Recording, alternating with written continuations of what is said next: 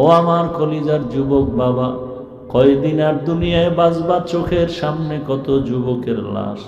তোমাদের নোয়াখালীর কথা কি ভুলিয়ে গেছো?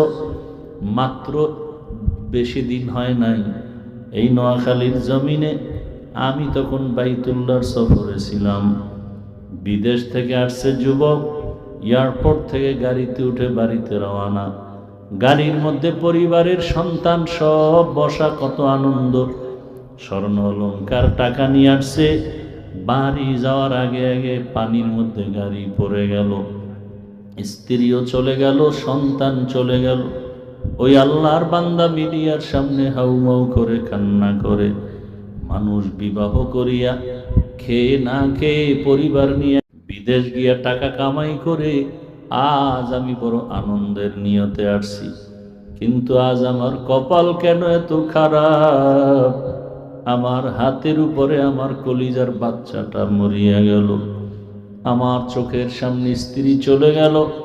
আমি এখন এই টাকা পয়সা নিয়ে কোন ঘরে যাব? যেই ঘরে যাব ওই ঘরের বাতি যিনি দিবে সে দুনিয়ায় এখন আর জিন্দা নাই। কে আমাকে একটু আব্বু বলে ডাক দিবে? আমার কলিজা ঠান্ডা হয়ে যাবে।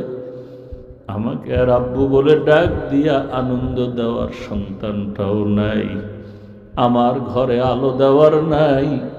ও যুবক, তোমার মতো কত যুবক কবরে চলে গেল। কয়দিন আর গুনার বাহাদুরি করবা? জীবনে শখ লাগায় তো গুনাহ কম করো নাই। কত আলেমদের বয়ানকে তুমি ডিনাই করেছো, বলো না আমি নামাজ পড়বো না, হুজুরদের বয়ানও আর শুনবো না। মনের আশা পূরণ করে দাড়ি কম কাটো নাই, নামাজ কম সারো নাই, বেপরদায় কম চলো নাই, মা বাবারে কষ্ট কম দাও নাই রে বাবা। এভাবে কয়দিন আর চলবে বলো? আজরাইল আসলে কি নিয়ে হাজির হইবা রে বাবা? এখনো সময় আছে, তওবা করো। আরে তোমার লাইনের কত যুবক আবার তাকায় দেখো, আজান হলে পাগলের মতো হয়ে যায় নামাজ আদায় করার জন্য। স্কুলে পড়ে, কলেজে পড়ে, নামাজ ছাড়ে না, বেপরদায় চলে না, চাকরি করে, ব্যবসা করে, নামাজ পড়ে। তুমি কেন পারবা না রে বাবা?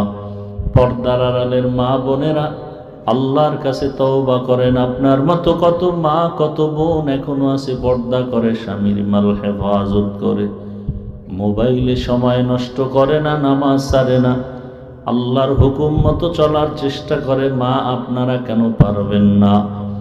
এখনো সময় আছে যুবক বাবা ও বৃদ্ধ বাবাজি, পর্দার আড়ালের মা বোনেরা। গুনাহ তো জীবনে কম করি নাই, দুনিয়ার লোভে পড়ে গুনাহ করে